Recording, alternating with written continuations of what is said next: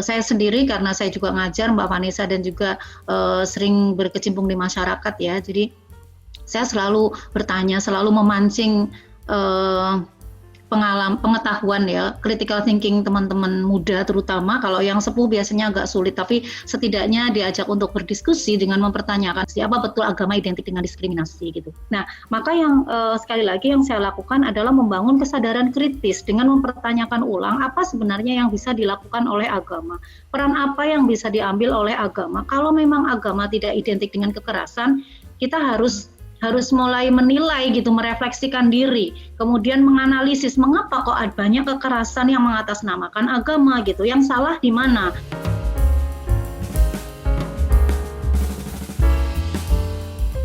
Sikap dari pimpinan Gereja Katolik sedunia, Paus Fransiskus, pada akhir April yang lalu, sejumlah media massa memberitakan bahwa Paus Fransiskus memberikan bantuan finansial untuk 20 orang pekerja seks transgender di Italia. Dan sikap Paus Fransiskus ini sejalan dengan ajaran Yesus sendiri di kitab suci. Ada satu cerita dalam kitab suci di mana ketika para pemimpin agama membawa seorang perempuan yang kedapatan bersinah kepada Yesus, dan Yesus membebaskan dia, bukan karena Yesus setuju dengan persinahan itu, tapi karena Yesus bersikap kita membela orang bukan karena orang itu benar, tapi karena dia menderita.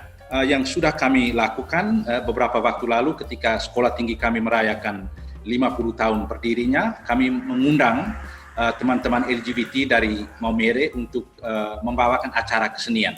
Ya, itu pertama kali dalam sejarah kampus ini setelah 50 tahun berdiri, teman-teman LGBT diberi ruang untuk berekspresi secara dari perspektif seni.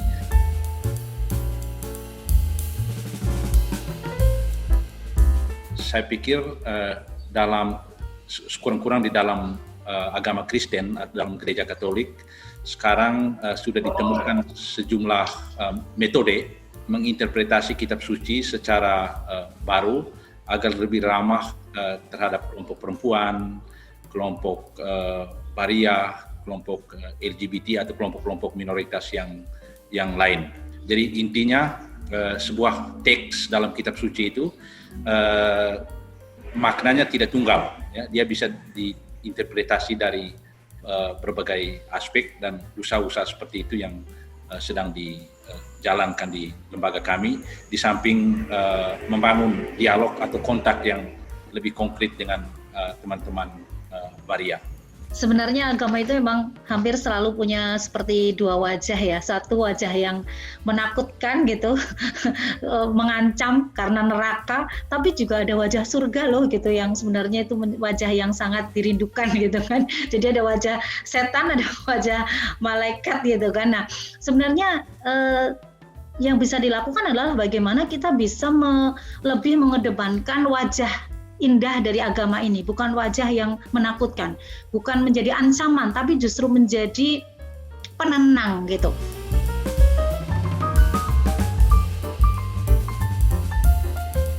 Agama itu harus menjadi ruang kita bersama, dan kita harus punya otoritas. Bahwa kita harus yakin bahwa kita punya otoritas atas keimanan yang kita hayati, atau agama atau apapun yang kita imani.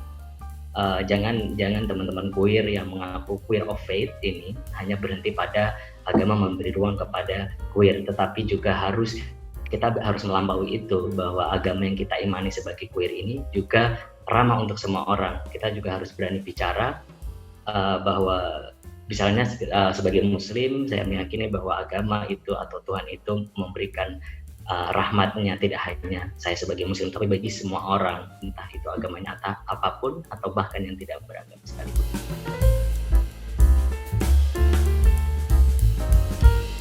Setelah 2016 juga kami juga dilibatkan dalam salah satu mata kuliah misiologi di salah satu sekolah pendeta.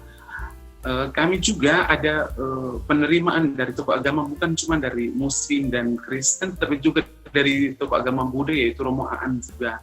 Dan sempat terbentuk suatu komunitas kecil yang namanya One Heart, Dan catatan pada waktu itu bahwa saya sangat berharap sekali bahwa agama sekarang itu harus bersifat kontekstual sesuai dengan tuntutan zaman seperti itu. Jadi tidak hanya melihat dari sisi yang lain, tetapi kemudian harus secara humanis begitu, harus dan secara kontekstual.